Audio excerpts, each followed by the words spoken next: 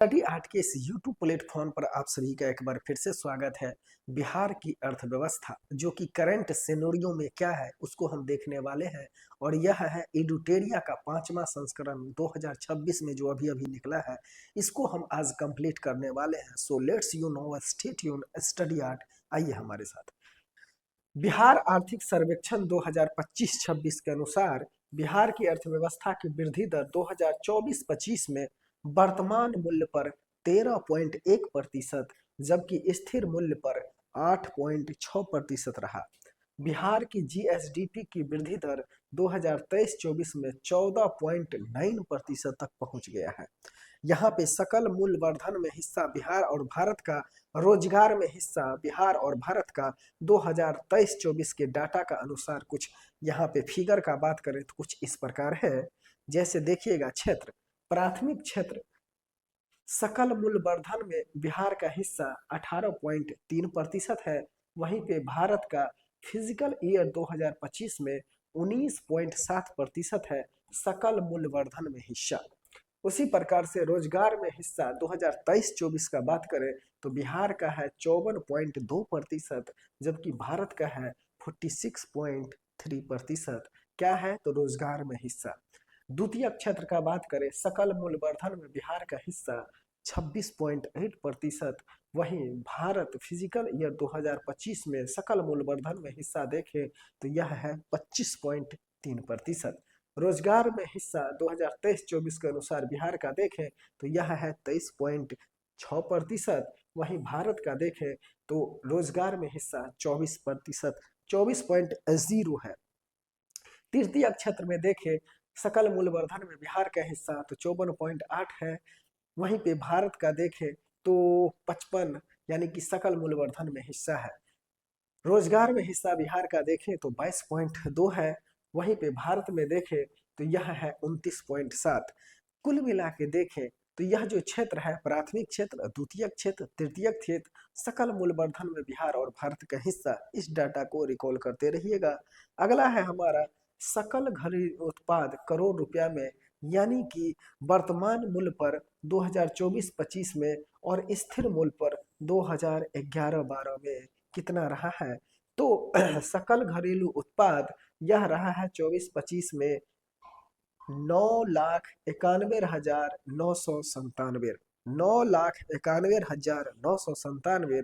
वहीं पे स्थिर मूल्य पर रहा है, यानी कि जो बेस ईयर है 2011-12 उस पे रहा है 5,31,372। यह क्या है तो यह करोड़ में है। क्या है, करोड़ में है। वहीं पे प्रति व्यक्ति सकल राज्य घरेलू उत्पाद का बात देखें तो वर्तमान मूल्य जो कि 2024-25 है, इस पे रहा है 76,490, जबकि स्थिर मूल्य पर रहा है, यानी कि बेस ईयर 2011-12 में 40,973 रुपया। बिहार बजट 2026-27 का कुल व्यय बजट अनुमान 3,47,589.76 करोड़ रुपया है, जो पूर्व वित्तीय वर्ष से 30,694 करोड़ रुपया अधिक है। इस डाटा को याद रखिएगा, कितना अधिक है, 30,694 करोड़ रुपया। यह क्या है, अधिक है। 2026-27 के लिए बिहार का सकल राज्य घरेलू उत्पाद वर्तमान मूल्य पर 13.1 लाख करोड़ रुपया होने का अनुमान है, जो 25-26 की तुलना में 15% की वृद्धि को दर्शाता है। 2024-25 में वर्तमान मूल्य पर सकल राज्य घरेलू उत्पाद 9,91,997 रुपया है तथा प्रति व्यक्ति सकल राज्य उत्पाद 76,490 रुपया है। यह वह डाटा है जो फ्रिक्वेंटली वे में एग्जाम में पूछा जाता है। So you must have to go through again and again. याद रखना है इसको, यह डाटा को कॉपी पे आपको बार बार प्रैक्टिस करना है। 2011-12 स्थिर मूल्य पर बिहार का सकल राज्य घरेलू उत्पाद 5,31,372 रुपया है तथा प्रति व्यक्ति सकल राज्य उत्पाद 40,973 रुपया है। सबसे ज्यादा प्रति व्यक्ति यानी कि जीएसडीपी वाला जिला पटना है, 1,31,332 रुपया पर व्यक्ति, जबकि बेगूसराय 61,556 रुपया प्रति व्यक्ति और मुंगेर तीसरे स्थान पर होगा ₹54,469 प्रति व्यक्ति है। यह जीएसडीपी वाला अधिकतम मैक्सिमम जो प्रति व्यक्ति वाला जिला है वह है पटना, दूसरा हो गया बेगूसराय, तीसरा हो गया आपका मुंगेर। सबसे कम प्रति व्यक्ति जीएसडीपी वाला जिला शिवहर है, याद रखिएगा, ₹22,047 प्रति व्यक्ति। अररिया दूसरा नंबर पे आएगा, ₹23,670 प्रति व्यक्ति। और सीतामढ़ी तीसरा स्थान पर आएगा, ₹24,332 प्रति व्यक्ति। यह हो गया शिवहर पहला, अररिया दूसरा और सीतामढ़ी तीसरा, याद रखना है इसको।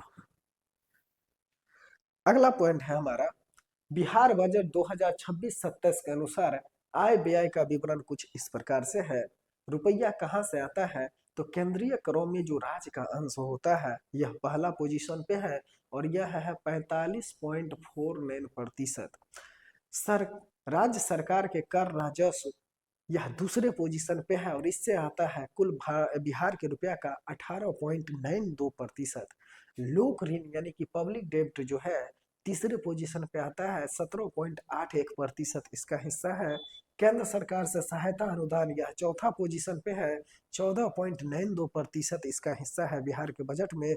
और राज्य का कर भिन्न राजस्व एवं ऋणों की वसूली यह जो है पांचवा पोजीशन पे है, 2.85% राज्य के जो आय है यानी कि उसमें इसका हिस्सा देखने को मिलता है।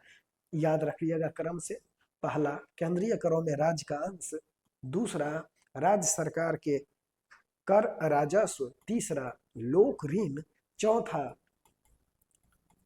केंद्र सरकार के सहायता अनुदान, पांचवा राज्य का कर भिन्न राजस्व एवं ऋणों की वसूली। यह जो है रुपया आता है बिहार सरकार के जो फाइनेंशियल कंडीशन है यानी कि बजट है उसमें। ये रुपया खर्च कहाँ करता है बिहार सरकार, तो जो पहला है सामाजिक सेवा पे 41.55% कर देता है, दूसरा पोजीशन पे आता है सामान्य सेवा पे 28.12%, तीसरा है आपका आर्थिक सेवा पे 23.39%, चौथा है आपका लोक ऋण की वापसी 6.52% और पांचवा है आपका ऋण और पेशगियां यानी कि 0.41%। इतना तक याद रखिएगा, डेट सेट। तो जो सामाजिक सेवा है उसमें सबसे ज्यादा बिहार सरकार रुपया खर्च करता है, दूसरा नंबर पे है सामान्य सेवा, तीसरा पे आर्थिक सेवा, चौथा पे है रोक ऋणों की वापसी और पांचवा है ऋण और पेशगियां।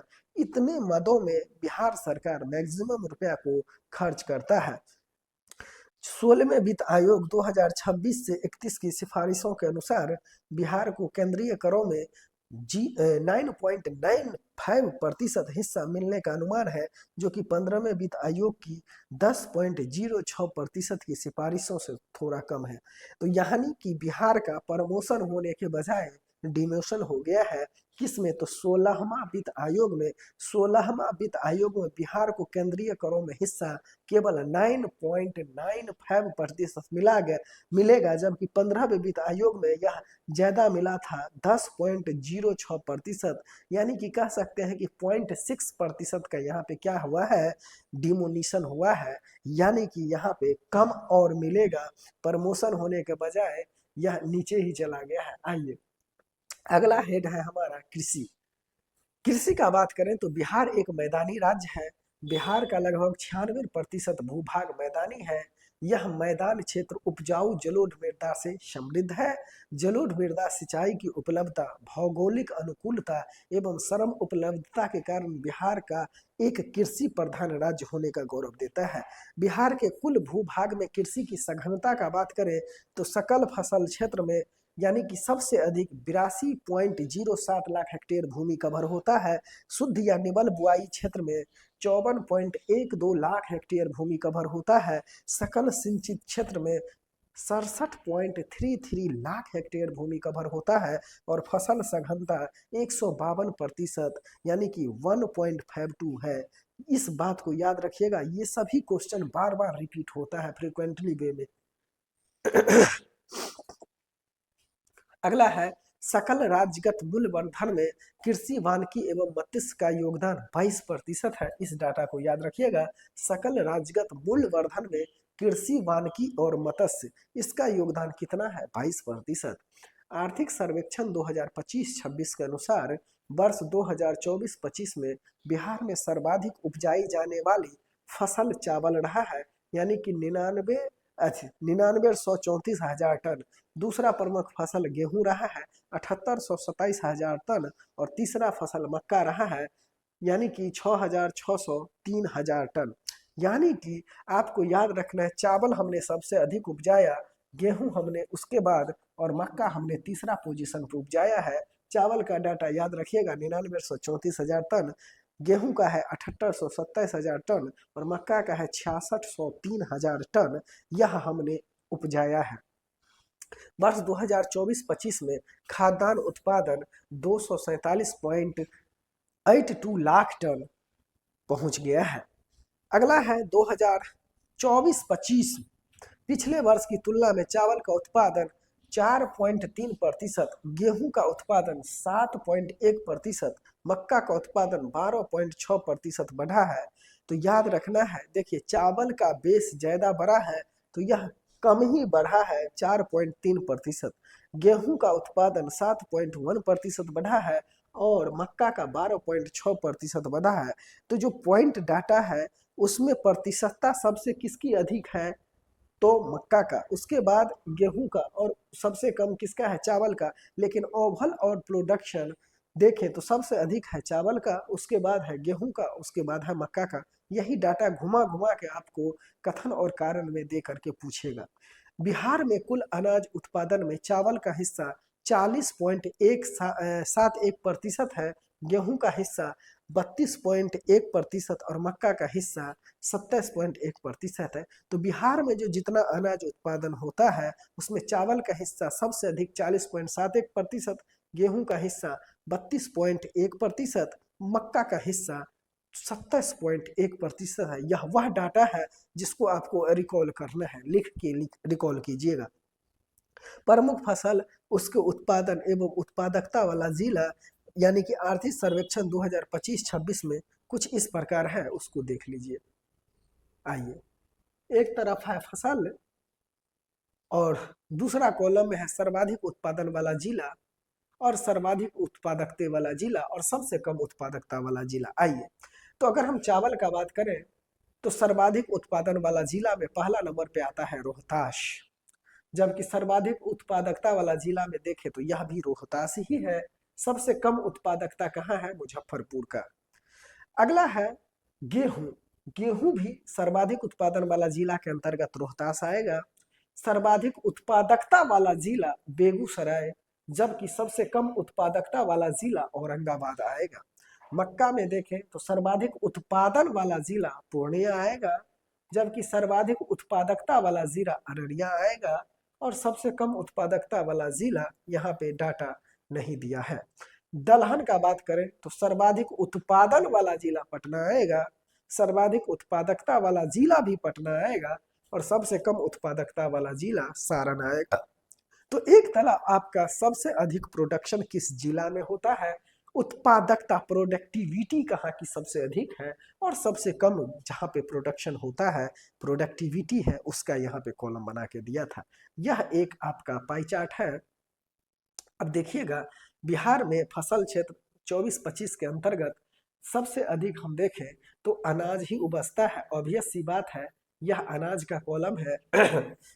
89.2% वाले भाग में बिहार के कुल भूमि पर हम खाद्यान्न फसल को उपजाते हैं। रेशेदार फसल केवल 0.8%, ईख जो है केवल 2.6%, तिलहन 1.4% और दलहन 6%। इसको सजा लीजिए, सबसे अधिक अनाज होगा, उसके बाद दलहन होगा, उसके बाद क्या होगा तो ईख होगा, ईख के बाद क्या होगा? तिलहन होगा, और तिलहन के बाद क्या होगा? रेशेदार होगा। तो यह डाटा आपको याद रखना है, बार बार रिकॉल कीजिएगा, इसी तरह क्वेश्चन बनता है। प्रमुख सब्जी एवं शीर्ष उत्पादन वाले जिला कुछ क्रम इस प्रकार है। आलू सबसे अधिक पटना में उपजता है, प्याज सबसे अधिक नालंदा में उपजता है, बैगन सबसे अधिक नालंदा में उपजता है, फूलगोभी सबसे अधिक नालंदा में उपजता है। इसके अलावा सर्वाधिक फसल सघनता वाला जिला क्या है? रोहतास है। कितना है इसकी फसल सघनता? 1.9 है। कितना है?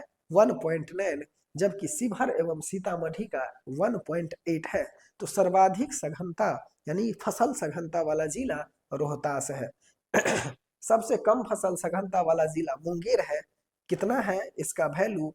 मुंगेर का 1.1 है फसल सघनता। मखाना उत्पादन में बिहार देश का पहला राज्य बन गया है। 2024-25 में 58.8 हजार टन मखाना का उत्पादन हुआ है और देश के कुल उत्पादन में यह 85% उत्पादन बिहार में होता है मखाना का। तो मखाना में सबसे अधिक कैल्शियम होता है, फाइबर होता है, जो मैक्रो न्यूट्रिएंट्स है वह भी हमको देखने को मिलता है। तो बिहार देश का पहला राज्य है जहाँ पे 85% से अधिक मखाना का प्रोडक्शन किया जाता है। मखाना को जीआई टैग मिल गया है। उसके बाद से यहाँ पे जो मखाना उत्पादन करने वाले कम्युनिटी है उसकी आर्थिक दशा काफी बेहतर हुई है।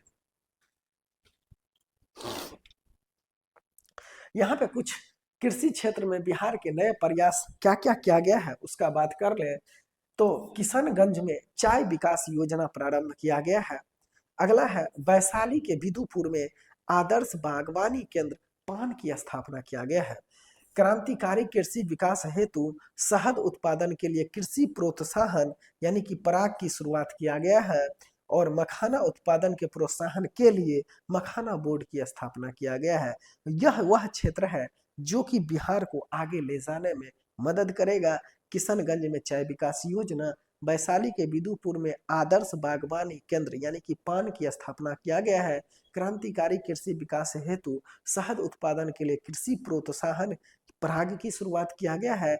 मखाना उत्पादन के प्रोत्साहन के लिए मखाना बोर्ड की स्थापना किया गया है। अगला पॉइंट है देश में लीची उत्पादन में बिहार पहले नंबर पे आता है और जिसका कुल उत्पादन 384.3 हजार टन होता है। आर्थिक सर्वेक्षण 2023-24 के अनुसार बिहार सरकार द्वारा 13 जिलों में जैविक पट्टी का विकास किया गया है।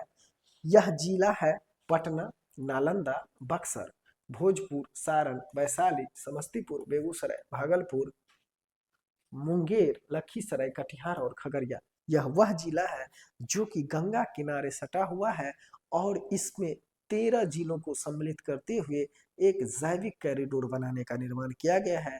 पिछले बीपीएससी में भी यही क्वेश्चन पूछा था, यह पुनः रिपीट हो सकता है। वर्ष 2024-25 में एनपीके की सर्वाधिक खपत पूर्णिया में हुआ है।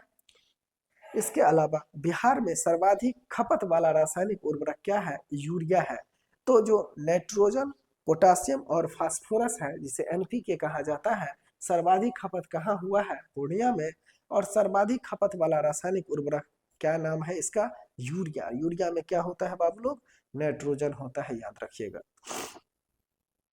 आइए यहाँ पे कुछ और पॉइंट है। प्रमुख फल एवं प्रमुख उत्पादक जिला, जैसे कि सर्वाधिक केला उत्पादन वाला जो 3 जिला है मधुबनी, कटिहार और वैशाली। कंफ्यूज नहीं करिएगा, वैशाली में पहले केला का प्रोडक्शन ज्यादा होता था, हाजीपुर के इलाका जो है वहां पे, लेकिन अब डाटा बदल गया है। अब के अनुसार मधुबनी पहले नंबर पे, कटिहार दूसरा और वैशाली तीसरा नंबर पे चला गया है। दूसरा पर में भी नहीं, तीसरा पर है, इस बात को याद रखिएगा। मधुबनी पहला, कटिहार दूसरा, वैशाली तीसरा। सर्वाधिक अमरूद उत्पादन वाले 3 जिला रोहतास, पटना और वैशाली। सर्वाधिक लीची उत्पादन वाला 3 जिला मुजफ्फरपुर, वैशाली और पूर्वी चंपारण। सर्वाधिक आम उत्पादन वाला 3 जिला दरभंगा, पूर्वी चंपारण और वैशाली। रिकॉल कीजिएगा, सबसे अधिक केला कहाँ उत्पादन होता है? मधुबनी में, उसके बाद कटिहार और उसके बाद वैशाली। सर्वाधिक अमरूद का उत्पादन कहाँ होता है? सबसे पहले नंबर पे रोहतास आएगा, उसके बाद पटना और उसके बाद वैशाली। सर्वाधिक लीची का उत्पादन कहाँ होगा? तो सबसे पहला नंबर पे मुजफ्फरपुर आएगा, उसके बाद वैशाली और उसके बाद पूर्वी चंपारण। सर्वाधिक आम का उत्पादन कहाँ होगा? तो सबसे अधिक दरभंगा, उसके बाद पूर्वी चंपारण एंड देन वैशाली। वर्ष 2012 से अब तक बिहार राज्य को 5 बार कृषि कर्मण पुरस्कार मिला है। यह बीपीएससी में पूछा हुआ क्वेश्चन है। तो कृषि कर्मण पुरस्कार कृषि में अधिक उत्पादन और इसको मेंटेन करने के लिए दिया जाता है। तो वर्ष 2011-12 में बिहार सरकार को चावल में बढ़िया उत्पादन करने के लिए दिया गया था।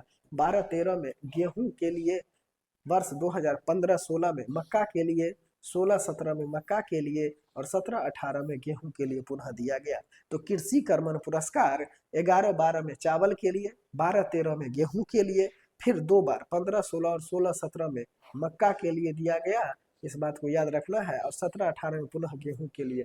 तो चावल, गेहूं, मक्का, मक्का, गेहूं याद रखना है। तो सबसे पहले चावल के लिए मिला और सबसे लास्ट में गेहूं के लिए मिला, और 2 बार जो है मक्का के लिए मिला है, इस बात को याद रखिएगा। चलिए आगे हम चलते हैं। बिहार में कृषि के समग्र विकास के लिए राज्य सरकार द्वारा 4 कृषि रोड मैपों का निर्माण किया गया है। यह जो 4 कृषि रोड मैप है, इससे कई बार क्वेश्चन खूब पूछता है, तो इसको याद रखना है। देखिए, यह जो 4 कृषि रोड मैप है, इसका कालखंड क्या है, इस बात को देखते हैं। पहला जो रोड मैप शुरू किया गया 2008 से 12 के लिए, क्यों? तो कृषि को इंटीग्रेटेड तरीका से डेवलपमेंट करने के लिए। द्वितीय जो है 2012 से 17 के बीच में शुरुआत किया गया। तृतीय का कालखंड 17 से 22 था, लेकिन एक वर्ष के लिए इसको और बढ़ा करके 23 तक किया गया था। और चौथा रोड मैप जो है कृषि रोड मैप, उसको 18 अक्टूबर 2023 को शुरुआत किया गया।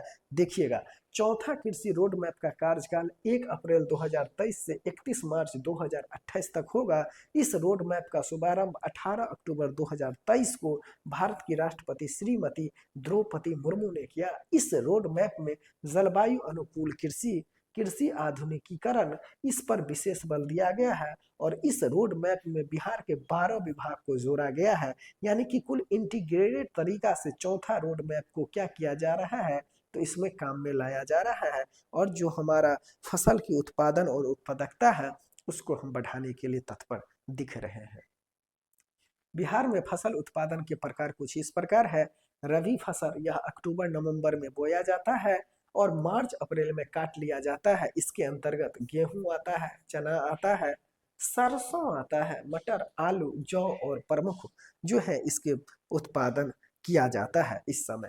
खरीफ फसल के अंतर्गत जून जुलाई में हम इसकी बुआई कर देते हैं, नवंबर दिसंबर में इसकी कटाई करते हैं। और इसके अंतर्गत धान हो गया, गन्ना, ज्वार, बाजरा, मक्का, अरहर, ये सभी जो है उत्पादन करते हैं। तो अभी जो है खरीफ का सीजन चल रहा है। इसी बीच में मरवा जो होता है बाबू, वह जायद के अंतर्गत आता है, जिसको रागी के नाम से जाना जाता है। तो जायद फसल का बात करें तो यह रबी और खरीफ के बीच के 2-3 माह में जो उपज है उपजाई जाती है। यह अप्रैल मई में बोई जाती है और जून जुलाई में काट ली जाती है। जैसे मक्का हो गया, जूट हो गया, मरवा हो गया, तरबूज, ककड़ी, मूंग, लोबिया, पत्तेदार सब्जियां, यह सभी जो है जायद फसल के अंतर्गत आएगा। तो यह जो है ना, कॉलम बना के आपको एग्जाम में पूछ देगा, मैच करने के लिए दे देगा। निम्नलिखित फसल जायज है, रबी है या खरीफ है?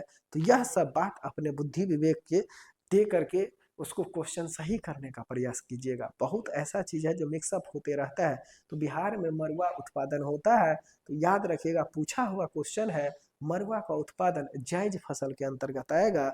यानी कि यह 2-3 महीना में हो जाता है।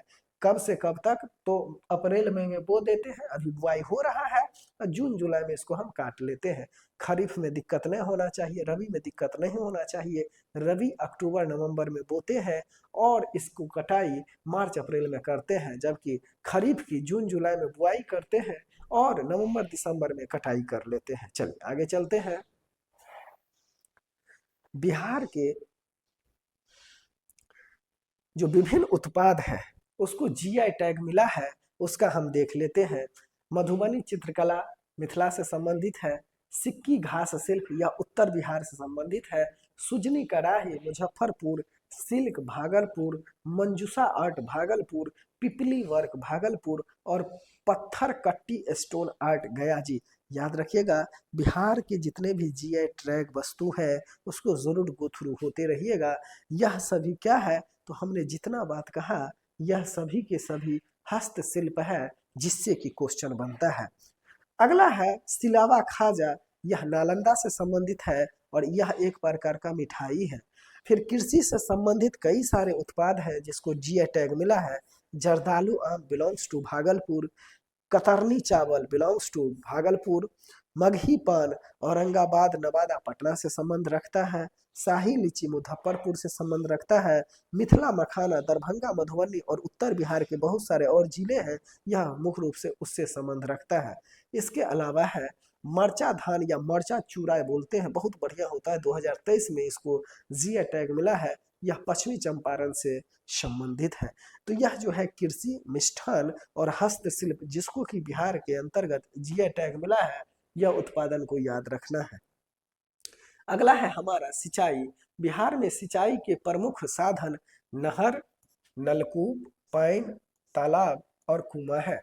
आर्थिक सर्वेक्षण 2025-26 के अनुसार वर्ष 2024-25 में बिहार में सिंचाई क्षेत्र 67.33 लाख हेक्टेयर हो गया है। बिहार में सर्वाधिक सिंचाई नलकूप के द्वारा किया जाता है।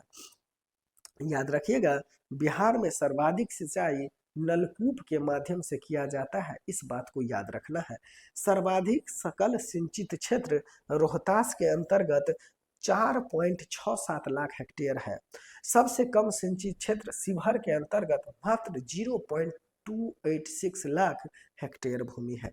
यहाँ पे कॉलम बना के सिंचाई का साधन कितना प्रतिशत क्षेत्र में होता है और एरिया दिया है। नलकूप का बात करें तो सबसे अधिक 65.31% भाग पे यह सिंचाई करता है और क्षेत्रफल में देखें तो 4347 यानी कि 4347.30 हजार हेक्टेयर में यह क्षेत्रफल करता है। तो यह याद नहीं रखना है, यह याद होने वाला भी नहीं है। ठीक, आपको याद क्या रखना है, यह प्रतिशत। तो नलकूप 65.31% भाग पर, नहर 29.49% भाग पर, तालाब 1.39% भाग पर और अन्य जो है अदर्स 3.24% हिस्सा पर यह कवर करता है। तो सबसे अधिक बड़ा जो हमारा सिंचाई का साधन है वह नलकूप है, उसके बाद नहर है, उसके बाद तालाब है। You must have to go through again and again. आइए यहाँ पे कुछ और डाटा है। नलकूप से सर्वाधिक सिंचित जिला पूर्णिया है। नलकूप से सर्वाधिक सिंचित जिला क्या है? पूर्णिया है। इसके अलावा नहरों से सर्वाधिक सिंचित जिला क्या है? रोहतास है। तालाब से सर्वाधिक सिंचित जिला क्या है? दरभंगा है। तो नलकूप यानी कि जो आपका बोरिंग होता है उससे सर्वाधिक सिंचित जिला कहाँ है? पूर्णिया में है। नहर जानते हैं, इससे सर्वाधिक जिला रोहतास में होता है और तालाब, कुआं, इन सब से जो हम सिंचाई करते हैं वह कहाँ से करते हैं? दरभंगा वाले इलाका में सबसे अधिक हम करते हैं। आइए नेक्स्ट हमारा है, अगला हेडिंग है पशुपालन। देखिएगा, पहला पॉइंट है कृषि प्रधान राज्य होने के कारण बिहार में पशुपालन रोजगार एवं आय का एक प्रमुख साधन है।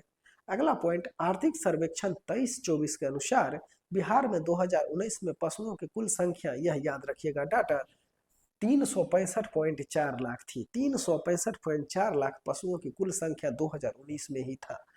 वर्ष 2023-24 में पशुपालन उत्पादन की स्थिति आर्थिक सर्वेक्षण 2025-26 के अनुसार कुछ इस प्रकार से है।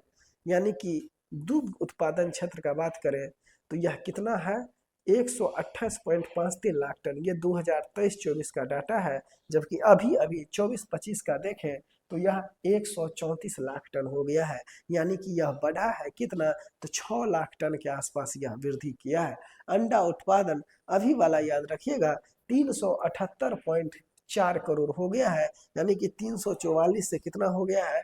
378। मछली उत्पादन पहले 8.73 लाख था, अब बढ़ के 9.6 लाख टन हो गया है। मांस उत्पादन पहले 3.96 लाख था टन और अब बढ़ के 4.2 लाख टन हो गया है। तो ओवरऑल हम देखें, चाहे दूध उत्पादन हो, अंडा उत्पादन हो, मछली उत्पादन हो, मांस उत्पादन हो, सभी में ग्रेजुअली रूप से उत्पादन बढ़ा है। यही डाटा बना के या फिर कथन कारण बना के आपको पूछेगा तो ग्रेजुअली रूप से सभी में, चाहे दूध हो, अंडा हो, मछली हो, मांस हो, इसमें उत्पादन बढ़ा है। अगला हमारा है, बिहार में पशुओं की संख्या, प्रतिशत एवं अग्रणी जिला। पशु जनगणना 2019 हुआ था, उसके अनुसार गाय एवं बैल देखें तो 154 लाख है। प्रतिशत में देखें तो यह सर्वाधिक 42.1% है। और सबसे अधिक गाय एवं बैल की संख्या कहाँ है बाबू? तो यह अग्रणी जिला यानी कि पूर्णिया में सर्वाधिक गाय और बैल है। भैंस का बात करें तो 77.20 लाख है संख्या में, यानी कि प्रतिशत के हिसाब से 21.2%। और सबसे अधिक भैंस मधुबनी में देखने को मिलता है। बकरी 128.2 लाख इसकी संख्या है। और प्रतिशत में देखें तो यह कुल पशु का 35.1% हिस्सा है। और सर्वाधिक अररिया में है। मुर्गी एवं बत्तख 165.3 लाख है। प्रतिशत में यहाँ पे डाटा नहीं दिया है। और कटिहार सर्वाधिक संख्या में यहाँ पे देखने को मिलता है। तो याद रखिएगा, गाय एवं बैल सबसे अधिक पूर्णिया में है, भैंस सबसे अधिक मधुबनी में है, बकरी सबसे अधिक अररिया में है, और मुर्गी एवं बत्तख सबसे अधिक कटिहार में है। बिहार में आर्थिक सर्वेक्षण के अनुसार हॉर्टिकल्चर का उत्पादन 230 लाख टन हुआ है। हॉर्टिकल्चर इसका उत्पादन कितना हुआ है? 230 लाख टन हुआ है। चलिए अगला हमारा नेक्स्ट सब टॉपिक है खनिज संसाधन। बहुत क्वेश्चन इससे रहता है। चलिए, पृथ्वी की भू प्रॉपर्टी या भूगर्भ में प्राकृतिक रूप से पाए जाने वाले तत्व या उसके यौगिक को हम ही खनिज कहते हैं। यह तो डिफिनीशन हो गया। अगला है, इन्हीं भौतिक एवं रासायनिक गुणों के आधार पर धात्विक एवं अधात्विक खनिजों में इसको बांटा गया है। बिहार में झारखंड के विभाजन के पूर्व बिहार में सबसे अधिक 25% खनिज पाया जाता था। और यह मुख्यतः छोटा नागपुर पठारी क्षेत्र में होता था। विभाजन के पश्चात बिहार में खनिज की मात्रा केवल 2 से 3% रह गई। मैक्सिमम 4%, उससे ज़्यादा होता भी नहीं है। क्योंकि जितना भी खनिज संसाधन वाला इलाका था वह 15 नवंबर 2000 के बाद जब झारखंड बना तो उसके हिस्सा में चला गया था। तो क्वेश्चन बनता है कि 45% भूमि हमने किसको दे दिया? झारखंड को। और हम अपने पास 55% भूमि रखे, लेकिन खनिज संसाधन का 96% से अधिक हमने झारखंड को दे दिया। और हमने अपने पास कुछ भी नहीं रखा, बस 2 से 3 या कह सकते हैं मैक्सिमम 3.5-4% तक रहा।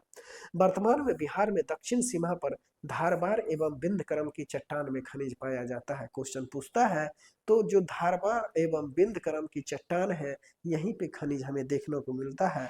और यह झारखंड से सटे हुए जो दक्षिणी बिहार के जिले हैं वहां पे देखने को मिलता है। बिहार में पाए जाने वाला प्रमुख खनिज चूना पत्थर, पायराइट्स, अबरक, मैग्नीज, चीनी मिट्टी, क्वार्ज, बॉक्साइट यही सब है।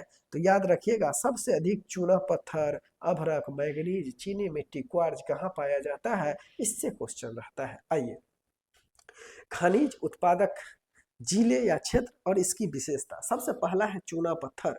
तो यह रोहतास में पाया जाता है।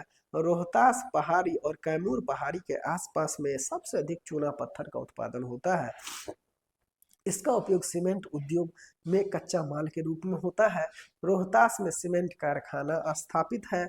चीनी उद्योग शुद्धिकरण के लिए इसका हम उपयोग करते हैं। और इस्पात उद्योग में यह उपयोगी होता है। तो याद रखिएगा, जो चूना पत्थर है सबसे अधिक उत्पादन कहाँ होता है? रोहतास में होता है। रोहतास और कैमूर पहाड़ी के क्षेत्र में सबसे अधिक होता है चूना पत्थर का उत्पादन। आइए, दूसरा खनिज का बात हम करते हैं पायराइट। यह पायराइट से भरपूर क्वेश्चन पूछता है। यह जो है रोहतास के अमझौर एवं बजरी वाला जो इलाका है वहां पे होता है। भारत के कुल भंडार का 95% भाग बिहार में देखने को मिलता है। यह गंधक का प्रमुख स्रोत होता है। पायराइट गंधक का प्रमुख स्रोत होता है। इसका उपयोग उर्वरक उद्योग में, कागज उद्योग में, पेट्रोलियम उद्योग में किया जाता है। तो पायराइट का उपयोग कहाँ किया जाता है? कागज उद्योग में, पेट्रोलियम उद्योग में और उर्वरक उद्योग में, फर्टिलाइजर इंडस्ट्री में हम किसका यूज करते हैं? पायराइट्स का यूज करते हैं। पाया कहाँ जाता है? रोहतास के अमझौर और बंजरी इलाका में। अगला है क्वार्टजाइट। यह मुंगेर में और जमुई, गया आदि वाले क्षेत्र में देखने को मिलता है। यानी कि जो खड़गपुर की पहाड़ियां हैं वहीं पे हमें क्वार्टजाइट देखने को मिलता है। इसका उपयोग भवन निर्माण सामग्री के रूप में मुख्य रूप से किया जाता है। तो क्वार्टजाइट खड़गपुर की पहाड़ी यानी कि मुंगेर, जमुई, गया वाले रीजन में देखने को मिलता है। चीनी मिट्टी भागलपुर, बांका और मुंगेर में इसका उत्पादन होता है। इसका उपयोग बर्तन, विद्युत प्रतिरोध उपकरण बनाने में किया जाता है। और इसके अतिरिक्त वस्त्र, कागज, पेंट आदि उद्योगों में भी इसका उपयोग हम करते हैं। अभ्रक नवादा, गया, जमुई, मुंगेर आदि जिलों में देखने को मिलता है। इसके अंतर्गत देखें तो विश्व में सबसे उच्च कोटि का अभ्रक बिहार में ही पाया जाता है। बहुत बढ़िया, इस पॉइंट को याद रखिएगा। दुनिया में सबसे उच्च कोटि का अभ्रक बिहार में देखने को मिलता है। अभ्रक विद्युत का कुचालक है, इसीलिए इसका उपयोग विद्युत उपकरण इलेक्ट्रॉनिक उद्योग में हम करते हैं। अभ्रक का कहाँ उत्पादन होता है? गया, नवादा, जमुई, मुंगेर। नवादा, गया, जमुई, मुंगेर में अभ्रक का उत्पादन किया जाता है। बॉक्साइट, मुंगेर यानी कि जो खड़गपुर की पहाड़ी है वहां पे बॉक्साइट का उत्पादन होता है। तो क्वार्टजाइट और बॉक्साइट खड़गपुर की पहाड़ियों से उत्पादन करते हैं। बॉक्साइट एल्युमिनियम का अयस्क है। एल्युमिनियम का उपयोग बृहद रूप से होता है। तो एल्युमिनियम ही तो है जिसका मैक्सिमम हम लोग उपयोग करते हैं। क्योंकि एल्युमिनियम का उत्पादन भारत में ठीक ठाक हो जाता है, तो बिहार का जो खड़गपुर का पहाड़ी है वहां से भी कुछ मात्रा में होता है। सोना, कई बार ये क्वेश्चन में पूछा है। जमुई और मुंगेर पश्चिमी चंपारण, तो मुख्य रूप से जमुई में जो आपका करमिटिया वाला क्षेत्र है वहां से सोना का उत्पादन किया जाता है। यह एक बहुमूल्य धातु है।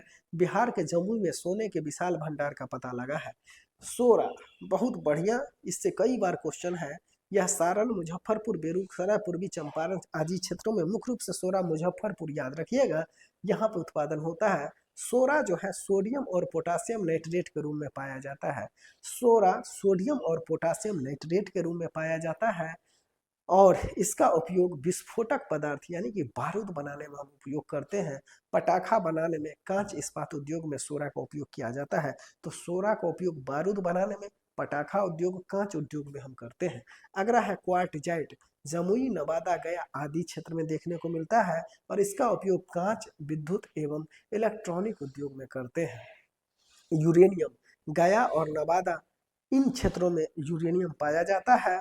ऊर्जा उत्पादन की दृष्टि से यह बहुत अधिक महत्वपूर्ण है। अगला है स्लेट, यह खड़गपुर की पहाड़ी पे यानी कि मुंगेर में देखने को मिलता है। इसका उपयोग सजावटी पत्थर के रूप में भी हम करते हैं। अगला है मैग्नीज, गया और मुंगेर वाले क्षेत्र में इसका उपयोग जो है, मैग्नीज का उपयोग धातु निर्माण में किया जाता है। मुख्य रूप से इसका उपयोग हम इस्पात उद्योग में करते हैं। अगला है एस्बेस्टस। एस्बेस्टस देखिएगा, यह भी मुंगेर में पाया जाता है। इसका उपयोग कपड़े, कागज, छत ढकने के तख्ते बनाने में किया जाता है। तो एस्बेस्टस का उपयोग कपड़ा, कागज, छत ढकने के तख्ते बनाने में किया जाता है। एस्बेस्टस में आग नहीं लगने के कारण इससे बड़े कपड़े यानी कि फायर फाइटर्स पहनते हैं। तो इसमें एस्बेस्टस में आग नहीं लगता है, तो इसके बने जो कपड़े होते हैं वह आग को मुझाने वाले या आग से जो लड़ने वाले लोग होते हैं वह पहनते हैं, यानी कि फायर फाइटर्स पहनता है। अगला है गैलेना, यह बांका में पाया जाता है और इसका उपयोग परमाणु संयंत्र, रासायनिक उद्योग, पेंट उद्योग में किया जाता है। गैलेना बांका में, भागलपुर के जस्ट बगल में है बांका, वहां पे। पेट्रोलियम, यह पश्चिमी चंपारण में इसका उत्पादन होता है। ईंधन के रूप में इसका हम प्रयोग करते हैं। प्राकृतिक गैस अभी अभी खोज किया गया है पूर्णिया, किशनगंज और कटिहार में, और ईंधन के रूप में हम नेचुरल गैस का यूज करते हैं। तो यह सभी डाटा को आपको बार बार याद करना है, क्वेश्चन सबसे बनता है। आइए नेक्स्ट हमारा हेडिंग है ऊर्जा। वर्ष 2024-25 में ऊर्जा की स्थिति यानी कि जो आर्थिक सर्वेक्षण है 2025-26 के अनुसार कितना लाख यूनिट है? तो 10 लाख यूनिट है ऊर्जा की आर्थिक सर्वेक्षण 2025-26 के अनुसार स्थिति। ऊर्जा की चरम मांग कितना है? 44,393 मेगा यूनिट, जबकि ऊर्जा चरम मांग पूर्ति कितना है? 44,217 मेगा यूनिट। यानी कि अधिशेष का बात करें तो 176 मेगा यूनिट यहाँ पे अधिशेष है। आर्थिक सर्वेक्षण 2025-26 के अनुसार बिहार में 2023-24 में ताप विद्युत ऊर्जा का उत्पादन 66% और नवीकरणीय ऊर्जा का उत्पादन 34% हुआ है। याद रखिएगा, जो थर्मल इलेक्ट्रिसिटी है इसका उत्पादन 66%, जबकि रिन्यूएबल एनर्जी का उत्पादन 34% हुआ है। इस प्रकार से 66-34 कितना हो जाएगा? 100% हो जाएगा। ये डाटा याद रखना है। यानी कि दिन प्रतिदिन जो है थर्मल एनर्जी का प्रोडक्शन घट रहा है और नवीकरणीय ऊर्जा का प्रोडक्शन बढ़ रहा है, जिसमें सबसे अधिक जो सोलर एनर्जी है उसका बढ़ रहा है, हाइड्रो जो एनर्जी है उसका बढ़ रहा है, उसके अलावा आपका विंड एनर्जी है उसका बढ़ रहा है। तो यह सब मिला मिला के नवीकरणीय ऊर्जा में 34% योगदान करता है। अगला, बिहार राज्य में प्रति व्यक्ति विद्युत उपभोग 2025 में 374 किलोवाट घंटा रहा है। ये डाटा याद रखना है, 374 किलोवाट घंटा। बिहार राज्य में वर्ष 2024-25 में सर्वाधिक बिजली खपत वाला जिला कौन है? पटना है, और यहाँ पे 6,969 करोड़ यूनिट खर्च हो गया। वर्ष 2024-25 में सबसे कम बिजली खपत वाला जिला शिवहर है, और यहाँ पे 155 करोड़ यूनिट मात्र बिजली खपत हुआ है। ऊर्जा की चरम मांग 2025-26 में 47,969 मेगा यूनिट, जबकि 2026-27 में 48,980 मेगा यूनिट रहने का अनुमान है। ऊर्जा की चरम मांग 2025 में 8752 मेगावाट रही एवं 2026-27 में 9602 मेगावाट रहने का अनुमान है। तो यह जो डाटा है ऊर्जा से संबंधित आपको याद रखना है। देखिएगा, यहाँ पे एक पाई चार्ट दिया हुआ है, और इसके अनुसार देखें तो सबसे अधिक ताप विद्युत 66% भाग को ये कवर करता है। इसके अलावा सौर जो है यह 16% भाग को, जल विद्युत हाइड्रो जो इलेक्ट्रिसिटी होता है 12% भाग को, और सबसे कम पवन जो है केवल 6% भाग को यह कवर करता है। आगे चलते हैं। बिहार में ऊर्जा के 3 अभिकरण क्रियाशील है, इससे क्वेश्चन पूछता है। यानी कि बिहार विद्युत राज्य बोर्ड BSEB, यह वर्ष 2012 में इसके 5 कंपनियां में विभाजित किया गया। किसको? BSEB को कुल 5 कंपनियों के अंतर्गत विभाजित किया गया। इसके अंतर्गत बिहार राज्य विद्युत होल्डिंग कंपनी लिमिटेड BSPHCL, फिर बिहार राज्य विद्युत कंपनी लिमिटेड BSPGCL, बिहार राज्य विद्युत संचरण कंपनी लिमिटेड BSPTCL, उत्तर बिहार विद्युत वितरण कंपनी लिमिटेड NBPDCL, और दक्षिण बिहार विद्युत कंपनी लिमिटेड SBPDCL। ये नहीं याद रखना है, याद रखना है कि बिहार राज्य विद्युत बोर्ड यहाँ पे जो है काम कर रहा है। इसके अलावा दूसरा जो है वह यह है बिहार राज्य जल विद्युत निगम, और तीसरा जो है आपका वह कुछ है यहाँ पे बिहार नवीकरणीय ऊर्जा विकास प्राधिकरण, जिसको बेटा बोलते हैं। तो हमने बताया कि यहाँ पे जो बिहार राज्य विद्युत बोर्ड है इसको कुल 5 भागों में बांटा, और इसके अंतर्गत उत्तर बिहार का विद्युत कंपनियां पावर वितरण जो है वह है, दक्षिण बिहार का है बिहार राज्य विद्युत उत्पादन कंपनियां, और बिहार राज्य विद्युत होल्डिंग कंपनी लिमिटेड, यह इसके क्या है? ऑर्गन्स है। आइए दूसरा पे हम चलते हैं। बिहार के प्रमुख ताप विद्युत केंद्र, यहाँ से क्वेश्चन कई बार पूछा है, उसको देख लीजिए। बाढ़ ताप विद्युत संयंत्र, नाम से ही पता है बाढ़ के बगल यानी कि पटना जिला में है। बरौनी ताप विद्युत संयंत्र बेगूसराय बरौनी में है। बक्सर ताप विद्युत परियोजना बक्सर यानी कि चौसा में है। कांटी विद्युत उत्पादन निगम लिमिटेड मुजफ्फरपुर के कांटी में है। Kakwara ultra mega power project यह बांका में है, भागलपुर के बगल में। और नवीनगर ताप विद्युत परियोजना औरंगाबाद में है। यह कई बार बीपीएससी में क्वेश्चन पूछा है। नवीनगर ताप विद्युत परियोजना औरंगाबाद में देखने को मिलता है। परपौती भागलपुर में 2400 मेगावाट का ताप विद्युत संयंत्र प्रस्तावित किया गया है, और इसी के लिए हम देखते हैं कि हजारों एकड़ जंगल को काट दिया गया, लाखों वृक्ष को काट दिया गया। अडानी को यह दिया गया है मात्र 1 रुपया में इस जमीन को दिया गया है। अब सोचिए कितना दुखद बात है।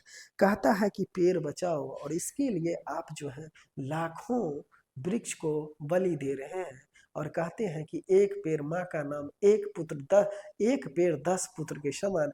कहीं न कहीं तो बिहार के साथ जायजती हो ही रहा है। खैर क्या कीजिएगा। आइए आगे हम चलते हैं।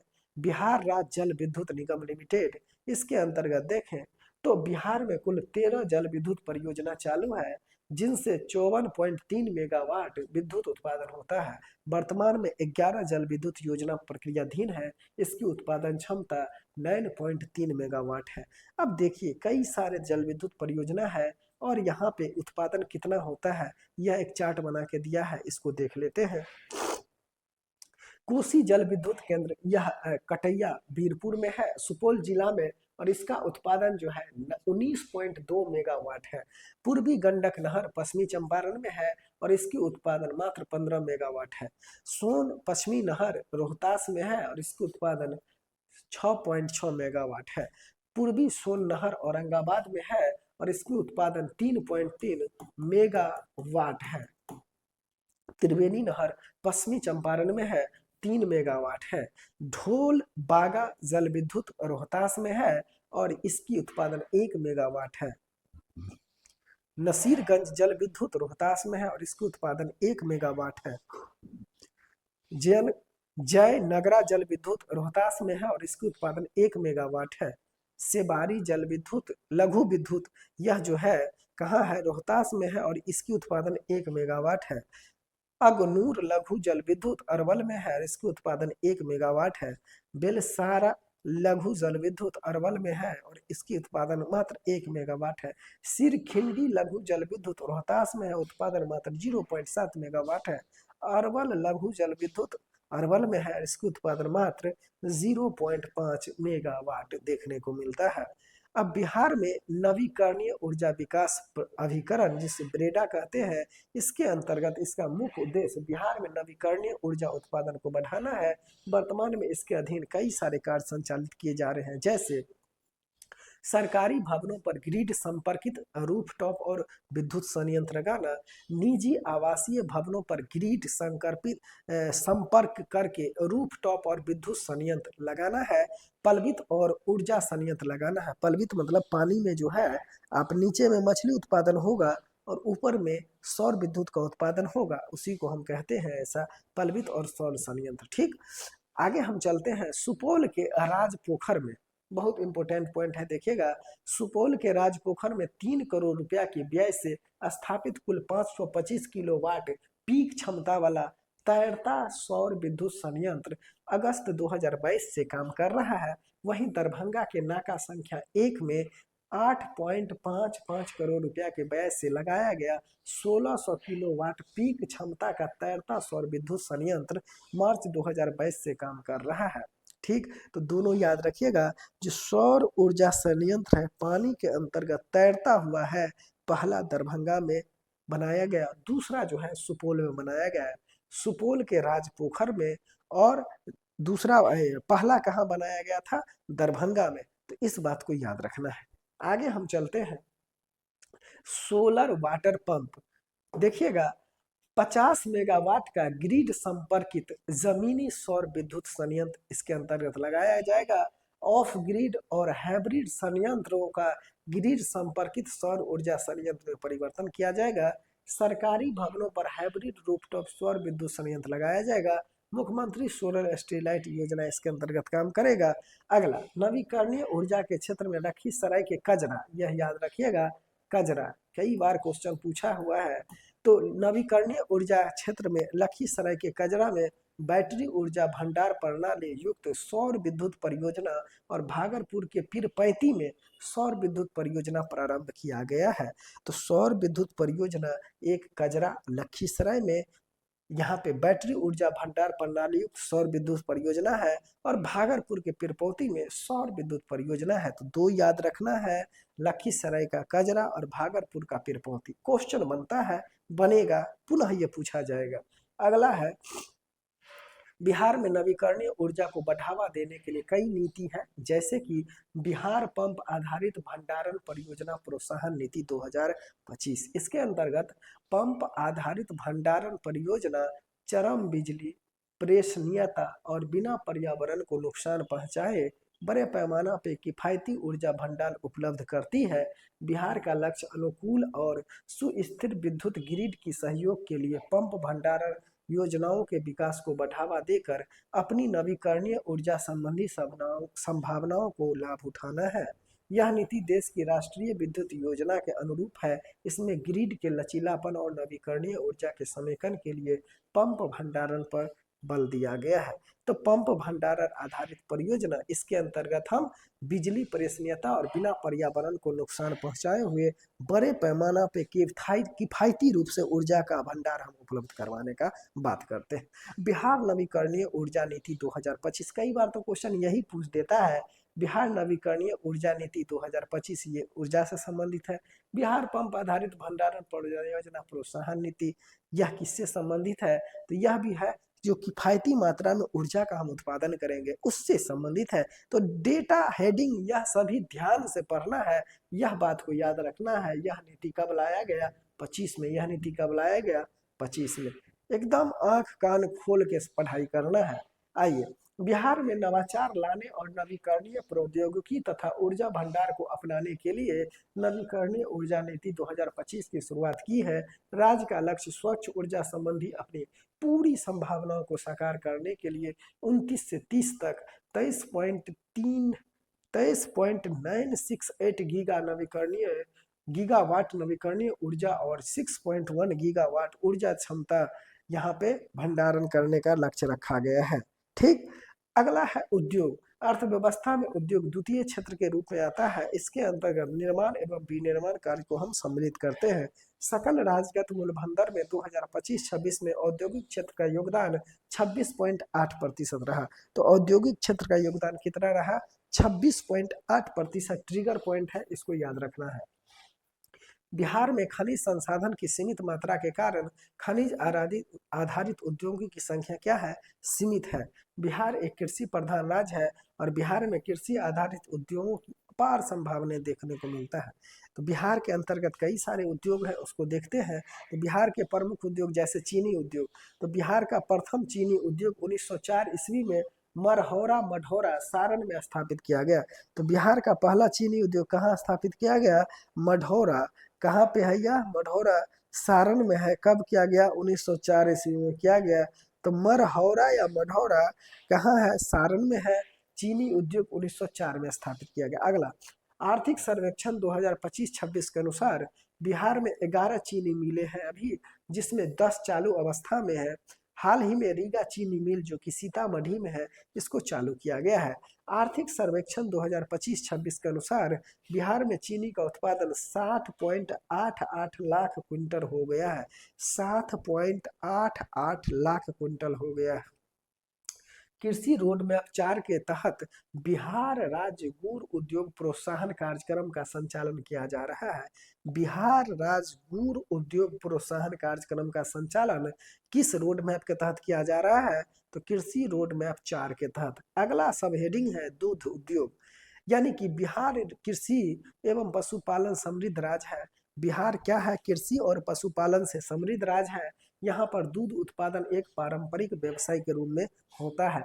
आर्थिक सर्वेक्षण 2025-26 के अनुसार 2024-25 में 134 लाख टन दूध का उत्पादन किया गया। कितना? 134 लाख टन। यह ट्रिगर पॉइंट है, याद रखिएगा। 7 निश्चय 2 के तहत पशुपालन हेतु देसी गाय पालक योजना प्रारंभ किया गया। देसी गाय पशुपालक योजना 7 निश्चय 2 के तहत प्रारंभ किया गया। 7 निश्चय 2 के तहत ही 7000 गांव में दूध सरकारी समिति की स्थापना किया गया। तो 7 निश्चय 2 इसके अंतर्गत हर 7000 गांव में सहकारी समिति का निर्माण किया गया, जो कि दूध को प्रोडक्ट करने से संबंधित है, दूध उत्पादन से संबंधित है। अगला, जूट उद्योग। बिहार में देखें तो जूट के 3 बड़े कारखाने कहाँ कहाँ है? पूर्णिया में है, कटिहार है और दरभंगा में है। इसके अलावा पूर्णिया के मारंगा में एक जूट पार्क भी स्थापित किया जा रहा है। पूर्णिया के मारंगा में एक जूट पार्क स्थापित किया जा रहा है। बिहार पश्चिम बंगाल के बाद दूसरा सर्वाधिक जूट उत्पादक राज्य है। तो पश्चिम बंगाल के बाद सबसे अधिक जूट कहाँ होता है? तो बिहार में होता है। अगला है सब टॉपिक वस्त्र और रेशम उद्योग। तो सूती वस्त्र उद्योग बिहार के फुलवारी शरीफ, डुमराव, गया में है। इसके अतिरिक्त मुंगेर, भागलपुर, बक्सर, मुजफ्फरपुर में सूती वस्त्र की छोटी छोटी भी मिलें देखने को मिलती हैं। बिहार में भागलपुर रेशमी वस्त्रों के उत्पादन के लिए प्रसिद्ध है। बिहार में मलबरी, तसर और अंधी तीनों प्रकार के रेशम का उत्पादन होता है। यह PYQ है, याद रखिएगा। तो मलबरी, तसर और अंडी तीनों प्रकार के रेशम का उत्पादन बिहार में होता है। और ये कहाँ होता है बाबू? भागलपुर में होता है, याद रखिएगा। यही क्वेश्चन पूछा था कि मलबरी, तसर और अंडी तीनों प्रकार का उत्पादन बिहार के भागलपुर जिले में होता है। आइए, अगला है सब टॉपिक हमारा सीमेंट उद्योग। यानी कि बिहार में चूना पत्थर की उपलब्धता के कारण सीमेंट उद्योग स्थापित किया गया है। और बिहार में डालमिया नगर, बंजारी, रोहतास में सीमेंट उद्योग स्थापित है। तो ये इससे तो बंजारी और डालमिया नगर से, रोहतास से कई बार क्वेश्चन पूछा हुआ है। यही सब रिपीट होता है बार बार क्वेश्चन। तो बिहार में डालमिया नगर, बंजारी, रोहतास में सीमेंट उद्योग स्थापित है। कृषि उत्पादन उद्योग, बिहार एक कृषि प्रधान राज्य है। बिहार में कृषि आधारित चीनी, जूट, इथेनॉल, चावल, खाद्य प्रसंस्करण, चमड़ा, लकड़ी, प्लाईवुड आदि उद्योग की बृहद संभावना देखने को मिलती है। बिहार में भागलपुर, बक्सर, कटिहार में 3 फूड पार्क स्थापित करने की स्वीकृति दे दी गई है।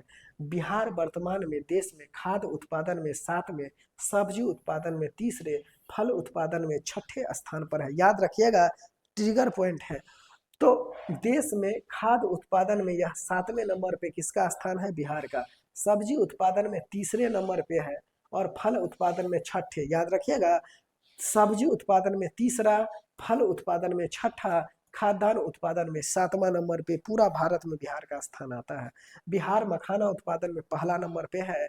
और फूड प्रोसेसिंग यूनिट के तहत मुजफ्फरपुर के मोतीपुर में मेगा फूड पार्क निर्माण किया जा रहा है। मेगा फूड पार्क का निर्माण मुजफ्फरपुर में किया जा रहा है। पटना के बिहटा में पैकिंग घर का निर्माण किया जा रहा है। तो बिहटा में क्या किया जा रहा है? पैकेजिंग घर का निर्माण किया जा रहा है। आइए, बिहार में केंद्र सरकार द्वारा नियंत्रित सार्वजनिक उपक्रम कई सारे हैं। जैसे कि देखिएगा, Fertilizer Corporation of India Limited, यह बरौनी में है। Indian Oil Corporation Limited Barauni में है। भारत बैगन एवं इंजीनियरिंग कंपनी लिमिटेड मोकामा में है। रेलवे विद्युत इंजन कारखाना मधेपुरा में है। रेल पहिया कारखाना बेला सारण में है। डीजल एवं इलेक्ट्रिक इंजन कारखाना मढ़ौरा सारण में है। और कैरेज रिपेयर रेल वर्क, यह कहाँ पे है? शॉप, वर्कशॉप, तो यह हरनौत में है। तो यह क्या है? केंद्र सरकार का सार्वजनिक उपक्रम है जो कि बिहार में काम कर रहा है। यानी कि केंद्र सरकार का नियंत्रण होगा और बिहार में यह काम कर रहा है। आइए, बिहार राज्य के अधीन औद्योगिक उपक्रम कई सारे हैं। ये स्टेट के अंतर्गत जो काम करने वाला उपक्रम है, जैसे कि Bihar state scooters limited Fatuha Patna में है। Bihar state sugar corporation limited, यह भी पटना में है। Mega state agro industries development corporation, यह भी पटना में है। Bihar state dairy corporation limited, यह भी पटना में है। Bihar state spun silk Bhagalpur में है। Bihar state industrial development corporation limited Patna में है। Bihar state forest development corporation, यह भी पटना में है। बिहार स्टेट फाइनेंस कारपोरेशन, यह भी पटना में है। और Bihar state books publishing corporation, these all are belongs to Patna. ठीक, तो याद रखना है आप इसको, क्वेश्चन पूछता है। बिहार में औद्योगिक इकाई एवं क्षेत्र, जैसे कि चमड़ा का उत्पादन कहाँ होता है? पटना और मुजफ्फरपुर में।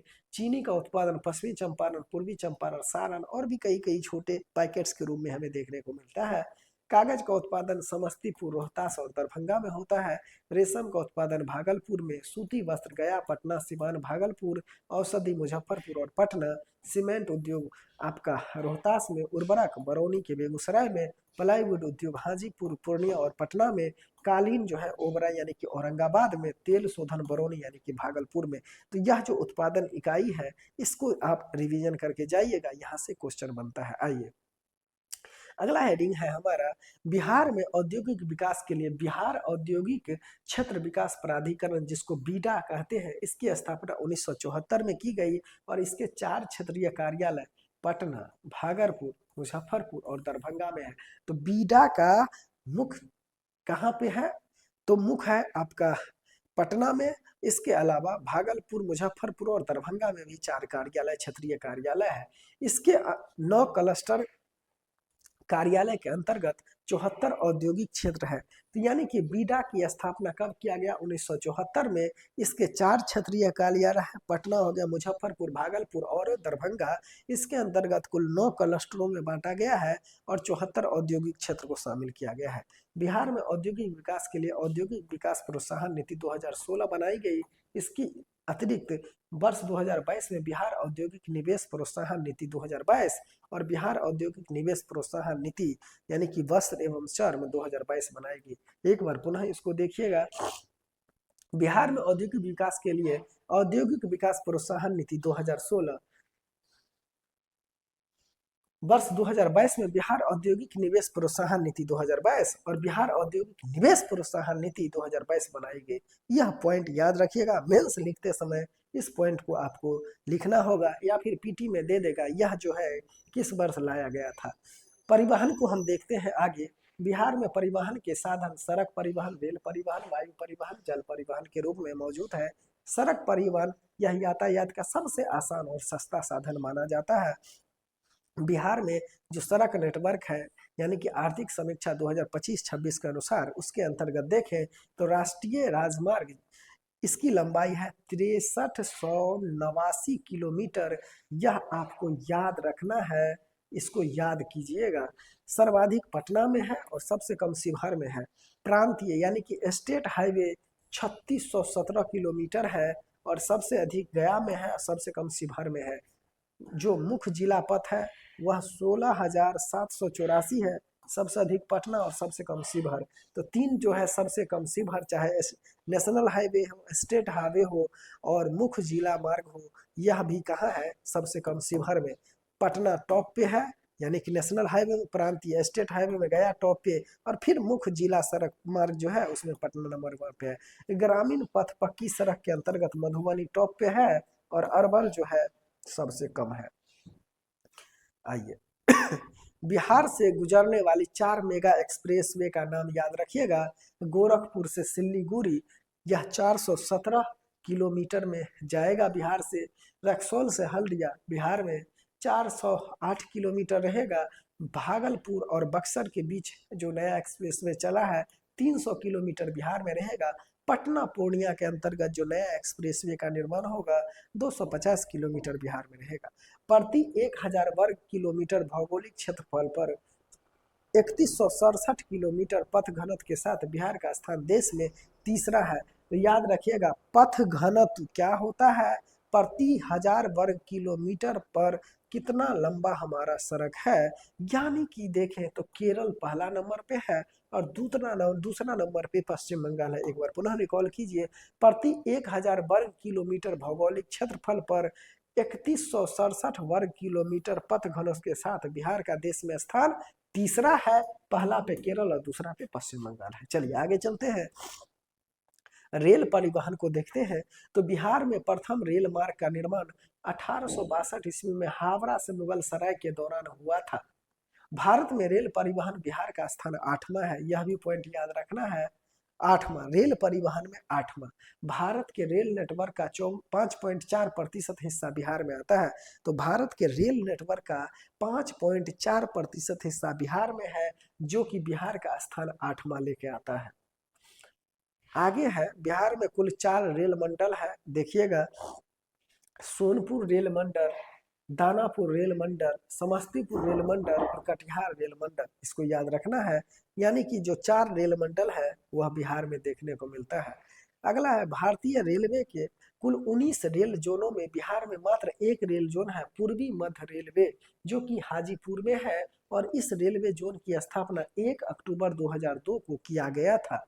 पटना रेल मेट्रो परियोजना का बात करें तो इसका शिलान्यास मोदी जी द्वारा 17 फरवरी 2019 को किया गया और इसके पहले चरण में दानापुर से खेमनीचक तक 17.93 किलोमीटर तक मेट्रो का निर्माण किया जाएगा। वहीं दूसरे चरण में पटना रेलवे स्टेशन से पाटलिपुत्रा बस पड़ाव तक 14.57 किलोमीटर तक मेट्रो रेल का निर्माण किया जाएगा। मेट्रो निर्माण कार्य दिल्ली मेट्रो रेल निगम द्वारा किया जा रहा है। मेट्रो कार्य के कुल व्यय में भारत सरकार बिहार सरकार का हिस्सा 20-20% का है। 60% व्यय सुलभ ऋण के रूप में जापान अंतर्राष्ट्रीय सहयोग अभिकरण, जिसका नाम है जीका, इसके द्वारा किया जाता है। तो जीका से हमने 60% लोन लिया है, 20% बिहार सरकार और 20% भारत सरकार देगा। और जो आपका क्या बोलते हैं, यह जो है मेट्रो परियोजना को पूरा किया जाएगा। ठीक, आगे हम चलते हैं।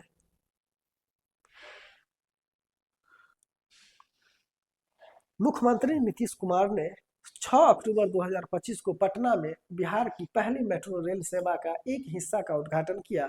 6 अक्टूबर 2025 को, और जो कि 3.45 किलोमीटर की दूरी तय करेगा Pataliputra bus terminal 0 mile Bhootnath. यह यहाँ पे है, यानी कि एक पाटलिपुत्र बस टर्मिनल से लेके 0 माइल भूतनाथ तक जाएगा। अगला है, सितंबर 2024 में बिहार में 4 नए मेट्रो शहर की स्थापना की गई, जिसमें मुजफ्फरपुर, गया, दरभंगा और भागलपुर शामिल है। इस योजना में भारत सरकार एवं बिहार सरकार द्वारा 20-20% की राशि व्यय किया जाएगा और 7% कौन देगा? जीका। कौन देगा? जीका। चलिए अगला, वायु परिवहन का बात करें तो बिहार में वायु परिवहन की शुरुआत 1960 में किया गया था। भारत सरकार द्वारा नागरिक उड्डयन नीति 2016 स्वीकृत की गई। इसके तहत आम नागरिकों को हवाई सेवा उपलब्ध कराने के लिए एक स्लोगन दिया गया, पूरे देश का आम नागरिक। ठीक, 29 मई 2025 को मोदी ने यहाँ पे पटना में नए आधुनिक टर्मिनल का उद्घाटन किया। तो प्रधानमंत्री मोदी जी ने पटना में नए टर्मिनल का उद्घाटन किया। बिहार में स्थित चालू हवाई अड्डा जैसे कि जयप्रकाश नारायण अंतर्राष्ट्रीय हवाई अड्डा कहाँ है? पटना में है। यह अंतर्राष्ट्रीय किस्म का है। गया अंतर्राष्ट्रीय हवाई अड्डा गया में है, यह भी अंतर्राष्ट्रीय किस्म का है। दरभंगा हवाई अड्डा यह दरभंगा में है, घरेलू है। और चूनापुर हवाई अड्डा पूर्णिया में है, जो कि रक्षा को यह संदर्भित है।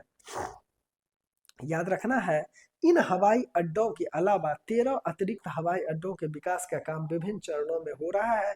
यह हवाई अड्डा है सुल्तानगंज भागलपुर वाला, राजगीर नालंदा वाला, पटना बिहटा वाला, मधुबनी मुजफ्फरपुर बीरपुर, इसके अलावा मुंगेर, छपरा, मोतिहारी, वाल्मीकि नगर, सहरसा, उलाव और सेबई में यहाँ पे काम किया जा रहा है। अगला है जल परिवहन। तो जल परिवहन के अंतर्गत देखें तो जल परिवहन समुद्र एवं नदियों के माध्यम से होता है। सिंपल सी बात है, जल में ही होगा।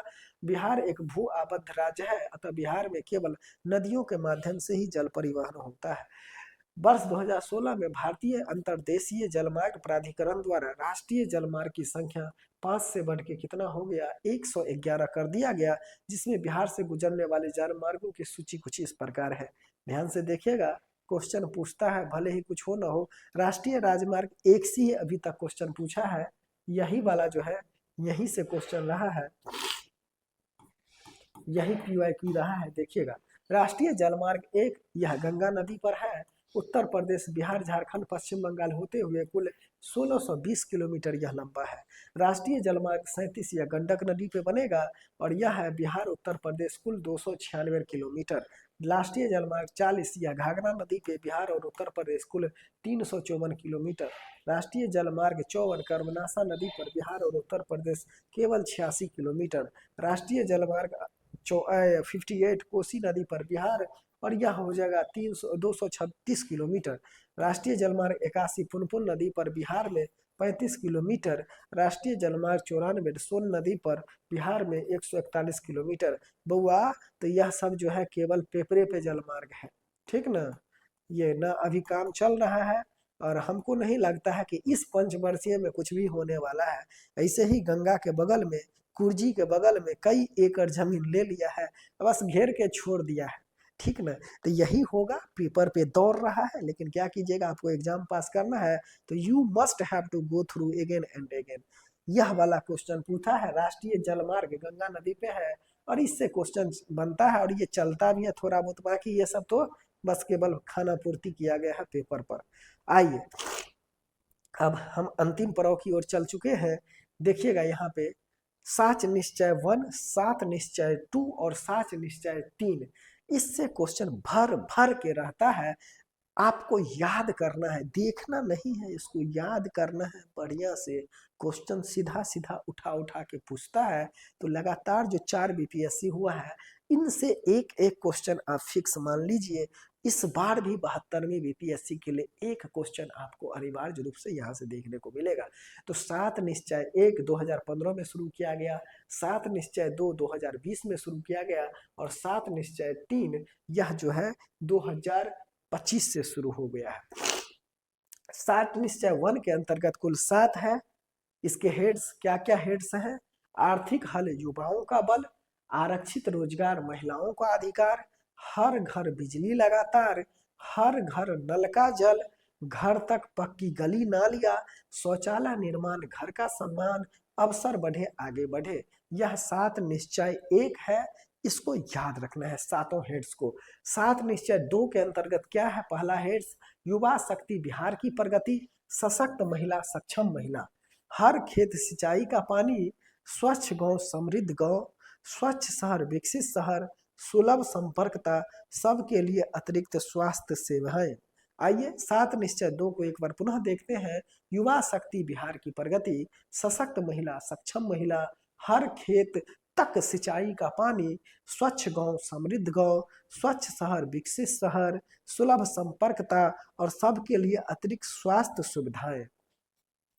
7 निश्चय 3 के अंतर्गत 7 हेड्स में पहला है दोगुना रोजगार दोगुनी आय, समृद्ध उद्योग सशक्त बिहार, कृषि में प्रगति देश की समृद्धि, उन्नत शिक्षा उज्जवल भविष्य, सुलभ स्वास्थ्य सुरक्षित जीवन, मजबूत आधार आधुनिक विस्तार, सबका सम्मान जीवन आसान। रिपीट अगेन, दोगुना रोजगार दोगुनी आय, समृद्ध उद्योग सशक्त बिहार, कृषि में प्रगति देश की समृद्धि, उन्नत शिक्षा उज्जवल भविष्य, सुलभ स्वास्थ्य सुरक्षित जीवन, मजबूत आधार आधुनिक विस्तार, सबका सम्मान जीवन आसान। एक बार पुनः रिकॉल कीजिए हमारे साथ, क्वेश्चन बनता है। आइए सबसे पहला पे हम आते हैं। 7 निश्चय 1 के अंतर्गत आर्थिक हल युवाओं का बल, आरक्षित रोजगार महिलाओं का अधिकार, हर घर बिजली लगातार, हर घर नल का जल, घर तक पक्की गली नालियां, शौचालय निर्माण घर का सम्मान, अवसर बढ़े आगे बढ़े। 7 निश्चय 2 के अंतर्गत युवा शक्ति बिहार की प्रगति, सशक्त महिला सक्षम महिला, हर खेत तक सिंचाई का पानी, स्वच्छ गांव समृद्ध गांव, स्वच्छ शहर विकसित शहर, सुलभ संपर्कता, सबके लिए अतिरिक्त स्वास्थ्य सुविधाएं। आगे चलते हैं। 7 निश्चय 3 के अंतर्गत दोगुना रोजगार दोगुनी आय, समृद्ध उद्योग सशक्त बिहार, कृषि में प्रगति देश की समृद्धि, उन्नत शिक्षा उज्जवल भविष्य, सुलभ स्वास्थ्य सुरक्षित जीवन, मजबूत आधार आधुनिक विस्तार, सबका सम्मान जीवन आसान। तो यह था हमारा 7 निश्चय 1, 7 निश्चय 2, 7 निश्चय 3। इसको आप सातों हेड्स को याद रखिएगा। फिर हम आगे आएंगे नेक्स्ट टॉपिक के साथ। ज्योग्राफी होगा या फिर कल्चर होगा, इन सबों को सिलसिलेवार ढंग से हम पूरा करेंगे। तो इस वीडियो को यहीं एंड करते हैं। इसको रिवीजन कीजिए। बेस्ट ऑफ लक, और इसी उम्मीद के साथ कि आप जीवन में सफल हो, चीज को एंड करते हैं। Thank you.